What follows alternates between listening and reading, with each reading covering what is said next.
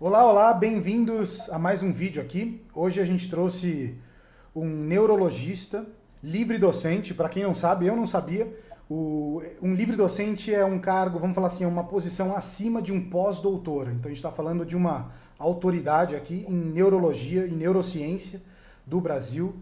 É o doutor, não só por ser médico, né, um doutor de acadêmico também, Marcelo Masrua. Então, Marcelo, obrigado por estar aqui com a gente hoje. E a gente vai falar no tema do vídeo sobre os danos colaterais, acho que principalmente na parte social, na parte psíquica, na parte mental, que uma quarentena, ou vamos falar mais de 40 dias, né, talvez 2 meses, possam causar ao brasileiro, né? Então, obrigado pela sua presença aqui, doutor Marcelo.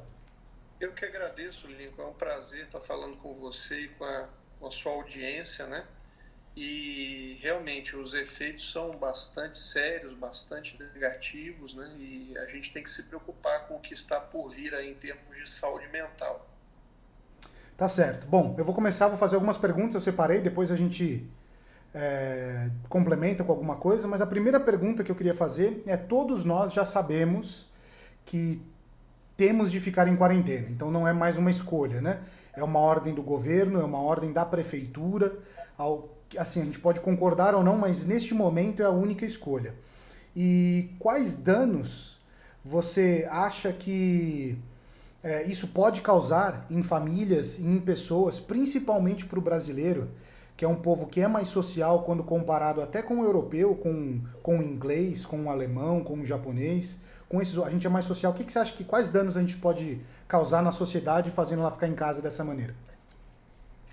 Bom, eu vejo o problema da seguinte forma, Lincoln. O que vai acontecer é uma recessão econômica brutal, né? Não é nem só uma recessão, o prognóstico é de uma depressão econômica brutal. E já tem estudos bem estabelecidos, inclusive do que foi feito no Brasil, no período de crise econômica entre 2012 e 2017, mostrando que a recessão econômica, para cada 1 ponto percentual de aumento do desemprego, existe um aumento de 0,5% na taxa de mortalidade. Então, para que se tenha uma ideia, entre 2012 a 2017, a taxa de desemprego subiu de 8,4% para 13,7%, e a mortalidade aumentou 8% nesse período, né? Então, de 143 mortes por 100 mil habitantes, foi para 154 mortes por 100 mil habitantes. Isso dá aproximadamente um aumento de 32 mil mortes no período.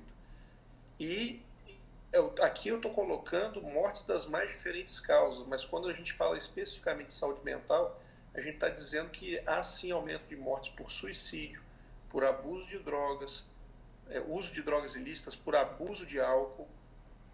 E existem estudos mostrando que aumenta a frequência, a incidência de doenças como depressão, transtorno de ansiedade, tudo isso causado pela crise econômica que já está acontecendo como resultado da situação do coronavírus e que tende a se agravar cada vez mais com o tempo da quarentena. Tá.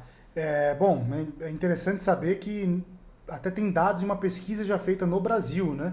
Então tinha muita Sim, gente comentando sobre isso, né? Mas é uma pesquisa, né?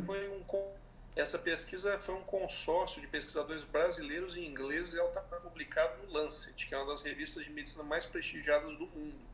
Então, isso foi uma contribuição com dados nacionais brasileiros, mas uma contribuição para o mundo, mostrando os efeitos de uma recessão econômica na taxa geral de mortalidade. É um aumento bastante significativo, isso não é desprezível, e existem outros estudos mostrando também o impacto sobre a saúde mental.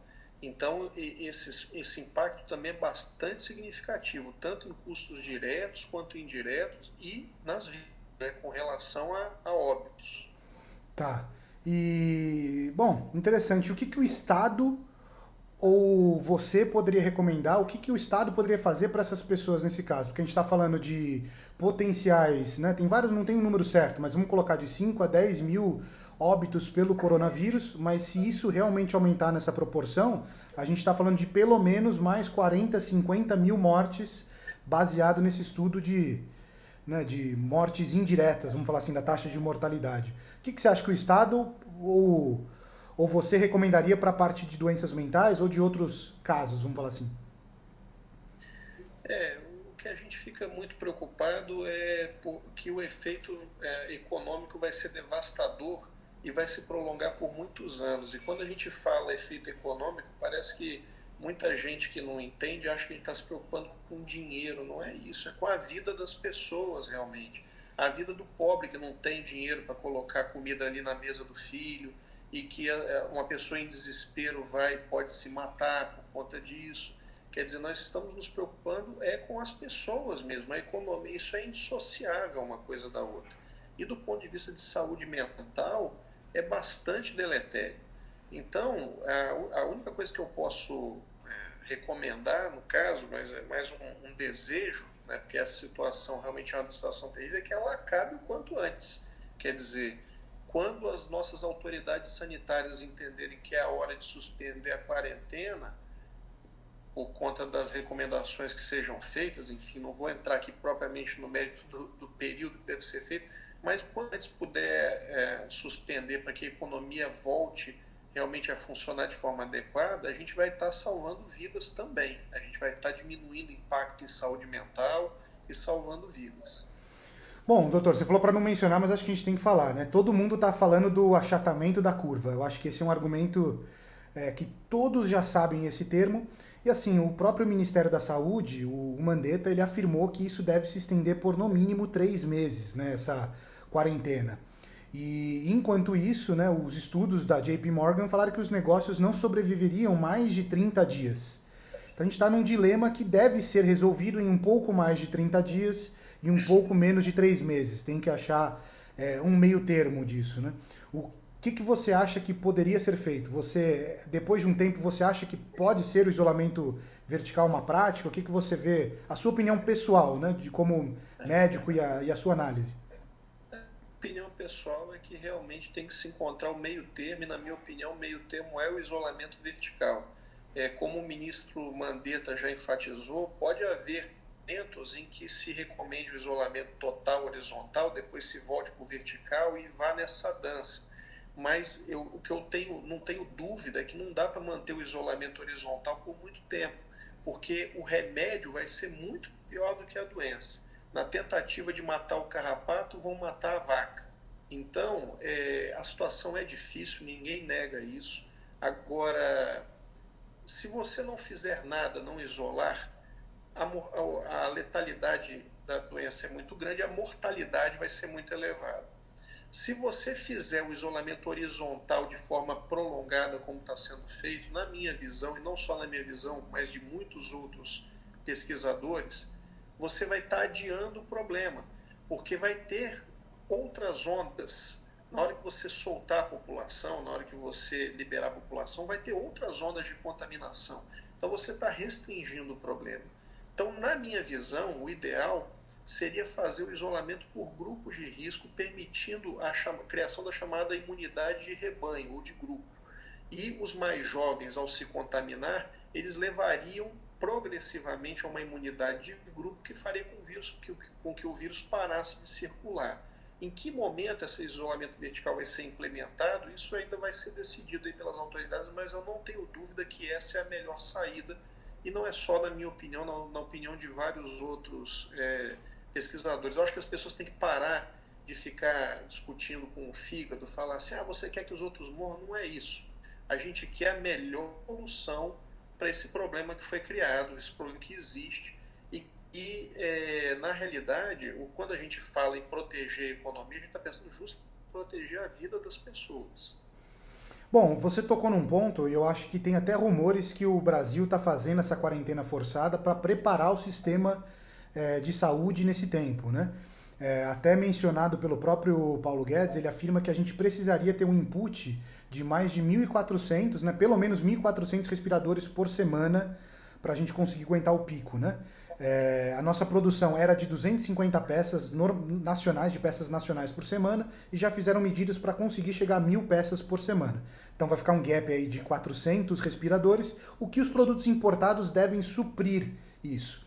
Assim, só que não é só de respirador que depende o colapso, né? Eu queria que você falasse um pouco, você acha que o sistema de saúde do Brasil, ele é tão ruim quando comparado com os outros países que estão passando isso, e se a gente teria infraestrutura com esses novos investimentos para aguentar isso e minimizar os riscos, né? Não, o sistema de saúde do Brasil, nesse aspecto, ele é até muito bom em termos comparativos, por exemplo, com a Itália. O número de respiradores por habitante no Brasil é mais que 2 vezes, é mais que o dobro do número de respiradores por habitante na Itália, certo? E isso eu estou comparando relativos, não estou comparando em números absolutos populacionais, obviamente. Mas não é apenas o respirador que necessita, você tem que ter quem opere o respirador. Você tem que ter um indivíduo capacitado, habilitado, que entenda de terapia intensiva e ventilação mecânica para operar o ventilador. O respirador mecânico, são sinônimos. Então, não é apenas fabricar respirador. Isso é outra coisa importante. Você tem que ter uma estrutura. Realmente, o objetivo de reduzir a velocidade de contágio é o objetivo que tem que ser. Agora, se esse objetivo vai ser alcançado com isolamento horizontal ou vertical, é que é a questão. Porque não existe nenhum estudo científico que demonstre que um tipo de isolamento é superior ao outro. Não existe. Quando as pessoas falam de forma apaixonada, você tem que seguir a ciência. Olha, eu sou um cientista. Eu afirmo categoricamente, não existe um estudo científico que prove que um tipo de isolamento seja superior ao outro. Isso não tem. Então, é óbvio que a redução da velocidade de contágio é o que se deseja nessa pandemia. Mas qual método empregar, isso aí não tem uma resposta certa para isso. Tá, não, interessante. Então, a gente pode afirmar que em questão de infraestrutura médica, talvez a gente está avançado em relação a outros países, né? Não tem como a gente pegar, às vezes, a curva da Itália, né? Que são melhores que nós, como a Itália, por exemplo, nossa infraestrutura para terapia intensiva em termos de números de leitos e de ventiladores mecânicos é superior, mais do que o dobro da Itália. Então não seria justo a gente pegar, às vezes, o cenário italiano e replicar diretamente no Brasil, né? Muito pelo contrário, seria uma tremenda burrice, porque a Itália é o segundo país do mundo em número de idosos, só perde para o Japão. Então, se você for comparar um país com um número imenso de idosos, com uma relação de respiradores por habitante menos da metade do Brasil, e que está passando por um inverno, enquanto que aqui é verão, você está comparando um cenário completamente errado, está comparando alhos com bugalhos, não tem nada a ver uma coisa com a outra. Eu acho sim, tem que ter uma noção do que está acontecendo no mundo, todos os cenários, mas você não tem que pegar justamente o pior exemplo. Por que não se pega um exemplo diferente, como a Alemanha, por exemplo, que é uma das taxas de mortalidade mais baixas por coronavírus, se eu não me engano, está em torno de 0,8%. A Itália está quase 10%, porque o Brasil atualmente está em torno de 3%. Por que não se pega um cenário como o alemão? Vai se falar só do pior cenário. Tem que mostrar os outros cenários também. Isso é a imparcialidade. Quer dizer, você mostrar os diferentes cenários para tentar chegar a ter uma noção do conjunto do problema. Tá. E minha última pergunta, Marcelo, na verdade, eu queria saber assim, teve declarações, isso é dados oficiais, que a Itália e a Espanha, elas contam os óbitos de corona de uma maneira diferente, talvez, de uma Alemanha, né? Que eles somam patologias simultâneas. Então, se um senhor lá que veio a óbito estava com câncer terminal e teve corona, eles estão contando como corona, sendo que na Alemanha, aparentemente, essa contagem são apenas de pacientes que vieram a falecer predominantemente do corona.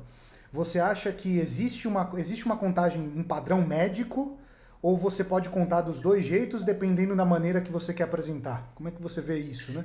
Eu acho que a resposta para isso é o seguinte, tem que ter bom senso. Então, se o indivíduo, por exemplo, tinha câncer, estava fazendo seu tratamento, quimioterapia, ele estava indo bem com relação ao tratamento. Não saberíamos se ele iria sobreviver ou não, mas ele estava indo bem com relação ao tratamento.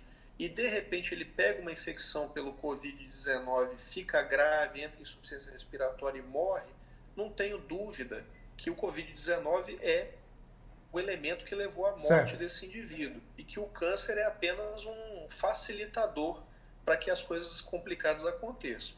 Por outro lado, você pegar um indivíduo extremamente consumido, já em um estágio de câncer terminal, internado numa UTI, por exemplo, já com metástases em vários órgãos, e ele pega o coronavírus e assim, já sabia que ele ia morrer ali em poucos dias, provavelmente, eu acho que o vírus aí foi até apenas um elemento facilitador, é o contrário, tá entendendo?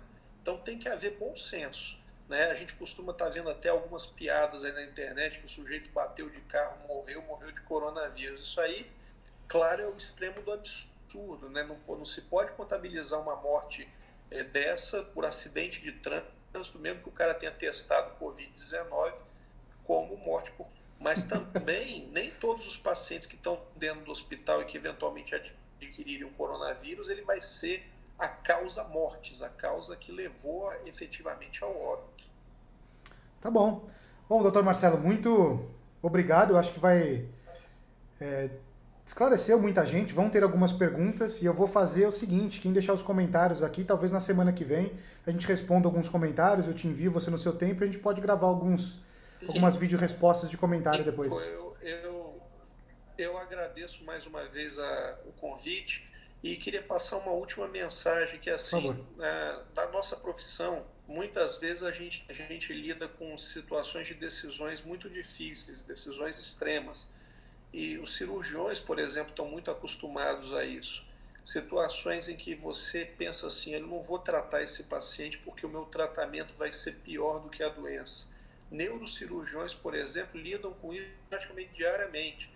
Tumores em localizações muito difíceis, por exemplo, que se o indivíduo tentar tirar o tumor, ele vai levar um paciente a ficar extremamente sequelado em cima de uma cama, e que muitas vezes é melhor acompanhar e deixar a doença seguir o curso do que levar um tratamento que vai infligir muito sofrimento e que não vai levar à cura efetivamente.